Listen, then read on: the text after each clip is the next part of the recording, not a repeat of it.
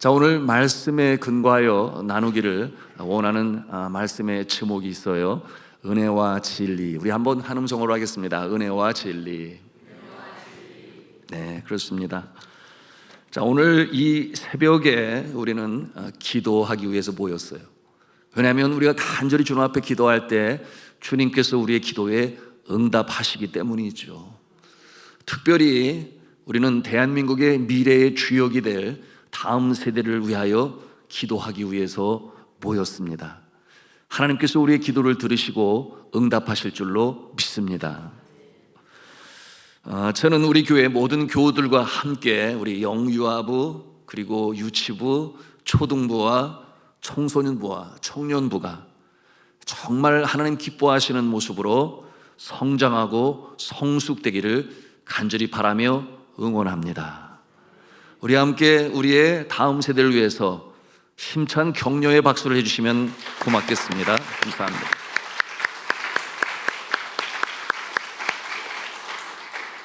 자, 오늘 성경 말씀의 이 본문, 이 성경 구절은 예수님은 누구신가?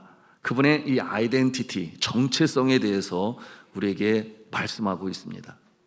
예수님의 정체성, 그것은 한마디로 표현하면 영광이라 말할 수 있겠어요. 영광. 성경 원어에 보면 독사라고 말을 하고 영어로는 글로리라고 말을 해요. 우리 한글 개역 개정에는 영광이라는 단어로 표현을 했는데 예수 그리스도의 정체성은 무엇이냐? 영광이라 그렇게 말씀을 하세요.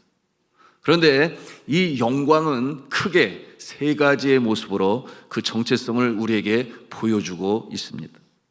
첫 번째는 우리 같이 한번 한 음성으로 하겠습니다. 아버지의 독생자의 영광.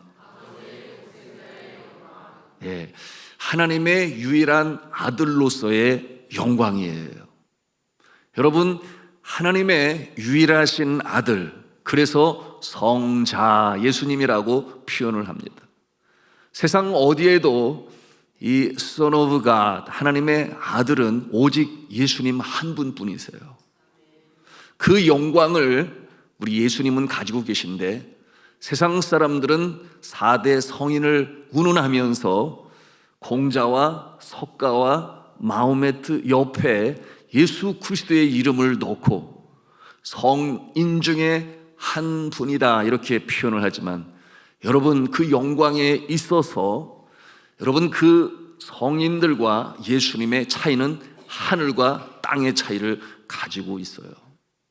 여러분, 그와 같은 모습은 한 가지만 보더라도 우리가 알 수 있게 되는데, 여러분, 이 성인들은 인생의 가장 중요한 질문이요 숙제인 죽음에 대해서 해결하지 못하고, 그리고 이 세상을 죽음으로 마감하면서 죽음에 져버리고 말았어요.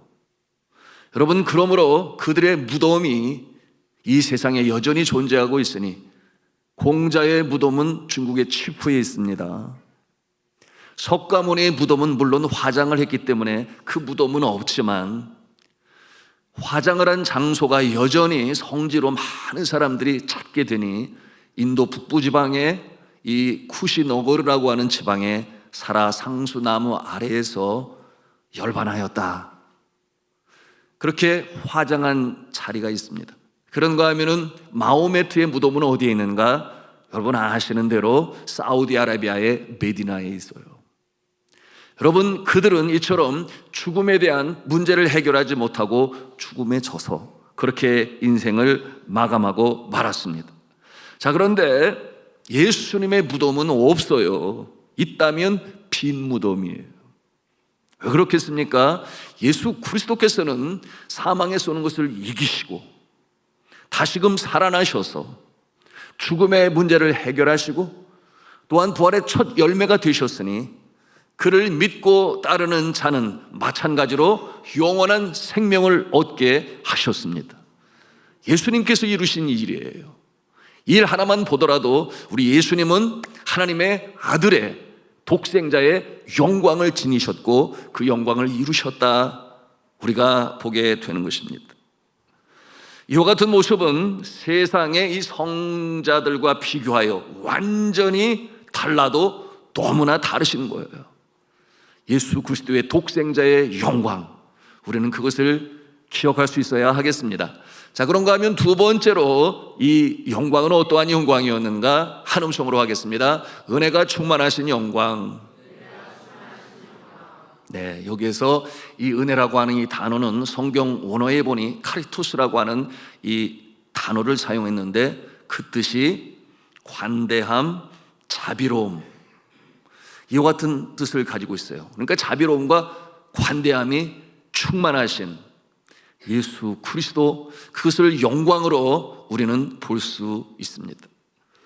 자, 여러분이 뭔가 잘못했을 때 엄마 아빠가 그것을 보고 야단을 치려고 할 때 한편 그런 마음이 있을 거예요. 한 번만 용서해 주시지, 내가 그러면 다시는 이 잘못을 범하지 않을 텐데, 뭐 이런 생각을 우리 친구들은 가질 수가 있습니다. 그때 엄마 아빠가 그래 괜찮아, 다음부터는 절대 그렇게 하면 안 돼, 알았지? 이렇게 하면서 용서해 주면 마음에 기쁨이 있겠죠. 그런데 또다시 같은 잘못을 반복하게 되면 그래도 용서함 받기를 원해요? 그럴 수 있겠죠. 왜냐하면 처벌이 두려우니까. 그런데 그와 같은 상황에서 그 곁에 있었던 아주 이 모범적인 형님이 나서는 거예요. 그 형이 나서서 하는 말이, 엄마 아빠 용서해 주세요. 제가 좀 잘 가르치고 잘 돌봤더라면 이런 일은 없을 것인데, 그러니까 차라리 저에게 벌을 주시고 동생은 용서해 주세요. 이렇게 말을 하게 된다면 여러분, 그 부모님의 마음이 어떠할까요? 참 기특하구나, 그런 생각을 가질 겁니다. 그리고 그 동생의 입장에서는 그 형을 볼 때 어떤 마음을 가질까요? 야, 역시 우리 형아 짱이야, 뭐 그런 생각을 가질 거예요. 그러면서 또 한편으로는 어떤 생각이 들어요? 미안한 마음이 들어요. 잘못은 내가 졌는데 형이 책망을 받고 또한 벌을 받는구나, 그 같은 미안한 마음이 마음에 들 거예요. 자, 이게 오늘 말씀의 은혜라고 하는 것을 우리에게 나타내 보여주는 하나의 일화인데요, 우리 주 예수님은 은혜가 충만하시다고 그랬어요. 죄 가운데 신음하는 모든 인류의 죄를 바라보시며 긍휼히 여기시고 그 죄를 용서받게 하시기 위하여 친히 자신이 죄 없으신 분이 극악 무도한 사형수들만이 언도받고 달리는 그 십자가에 달리셔서 물과 피를 다 쏟으시기까지, 고통과 고초를 다 당하시기까지 우리의 죄를 용서하신 그 은혜, 그것이 바로 예수 그리스도의 은혜입니다. 너무나 감사하죠. 그런데 이 은혜가 충만한 영광이라고 그랬습니다. 여러분, 이 예수 그리스도의 영광은 이처럼 은혜 가운데 있다라는 것도 우리가 꼭 기억해 두어야 하겠습니다. 그런가 하면은 세 번째로 이 독생자의 영광은 어떠한 모습으로 나타나는가? 한 음성으로 하겠습니다. 진리가 충만하신 영광. 네, 은혜와 대조적인 단어가 진리예요. 은혜의 반대편에는 진리가 있어요. 진리는 타협하지 않습니다. 진리는 공의롭습니다. 진리는 변하지 않아요. 변해서도 아니 돼요. 그러므로 진리는 영원합니다.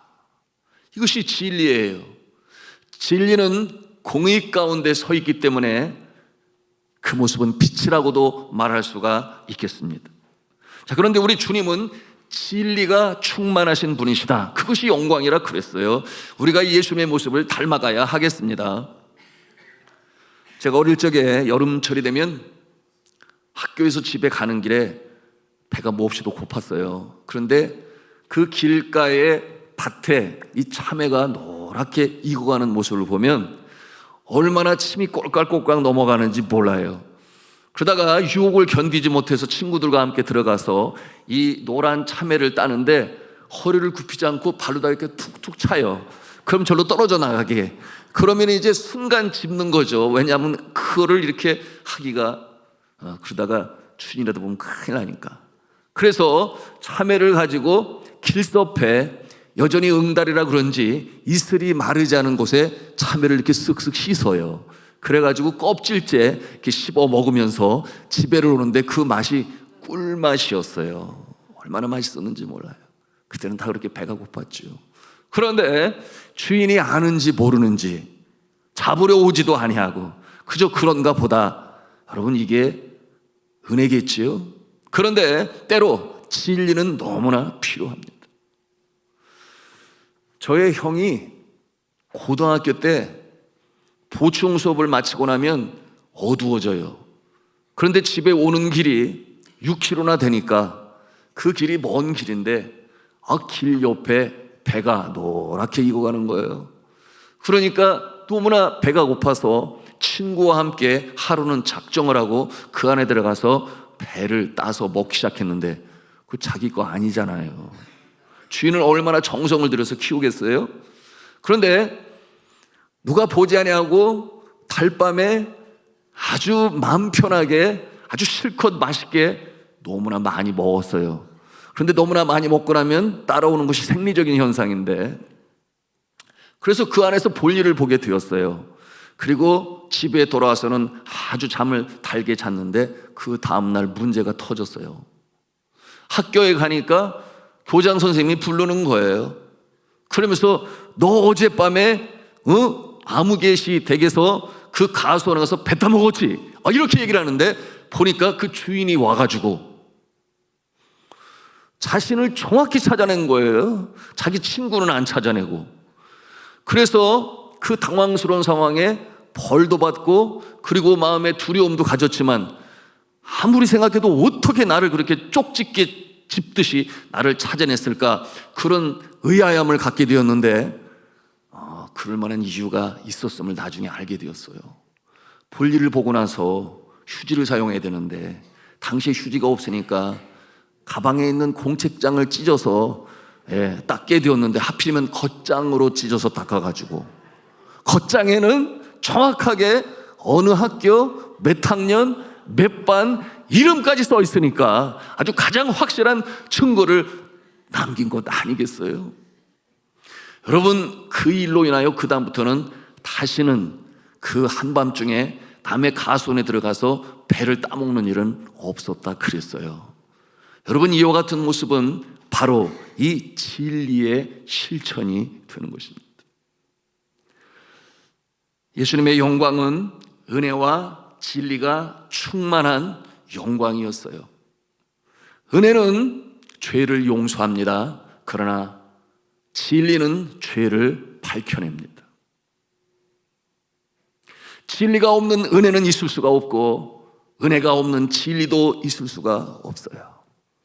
여러분, 은혜는 무한한 사랑과 그리고 용서를 우리에게 주시지만, 그러나 진리는 죄를 책망합니다. 죄를 드러내게 합니다. 그리고 거기에 대하여 회개하는 자에게 은혜가 임하는 것이에요. 이 상관관계를 우리가 분명히 깨달아서 우리가 신앙생활할 때에 이 양대 산맥과 같은 은혜와 진리가 충만한 예수님의 모습으로 여러분의 삶을 살아가시기를 주님의 이름으로 축복합니다. 그럴 때에 여러분이 빛 가운데 설 수 있는 것이며, 그리고 진리는 진리의 역할로 이 사회를 변혁시키는 것이며 병든 세상을 치유할 수가 있는 것입니다. 우리 사랑하는 친구 여러분, 우리가 부모님의 용서도 좋고 사랑으로 모든 것을 품어주는 것도 좋아요. 그런데 진리는 이 사랑을, 은혜를 정말 참 은혜와 사랑으로 만드는 것이니, 여러분, 예수님의 은혜는 진리와 함께 기뻐하는 은혜인 줄로 믿으시기를 바랍니다. 그러니까 예수 그리스도께서 우리의 죄를 용서하실 때, 그래 내가 용서할게, 내가 너의 죄를 용서할게 말로만 하신 것이 아니에요. 진리를 이루어야 하시기 때문에 친히 죄 없으신 몸으로 우리의 죄를 다 짊어지시고 십자가의 양손과 발에 못을 박히시고 그 고난과 고초를 다 당하심으로 우리의 죄가를 지불하셨으니 이것이 바로 진리의 모습인 것이요, 그것을 믿는 자마다 멸망치 않고 영생을 얻게 하시는 용서의 모습은 바로 은혜의 모습이 되는 것입니다. 저는 간절히 기도합니다. 우리 산돌에 자라나는 친구들과 성도 여러분이 주님의 은혜에 감격하여 진리로 충만하시는 예수님을 따라서 광야 같은 인생의 여정길 천국에 입성하는 그날까지 승리하며 전진해 나갈 수 있기를 주님의 이름으로 축원합니다.